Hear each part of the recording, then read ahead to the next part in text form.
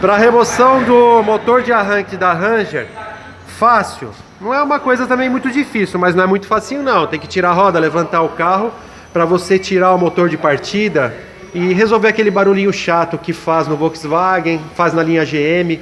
Você dá a partida e depois da partida ele faz dá aquela raspada.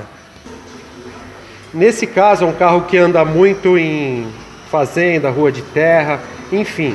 Às vezes mesmo aqui na cidade ele quando é da GM, a planetária tem é plástica. Na Volkswagen dá muito problema nessa bucha aqui da ponta, tá vendo? Aqui no caso da Ranger é tudo de metal. Essa engrenagem e as 3 roldanas. O único problema aqui era terra, ressecamento. Já foi feita uma faxina, nós vamos fazer a remontagem e o motor de arranque vai ficar lisinho e não há necessidade de troca da peça. Fique atento, fique ligado.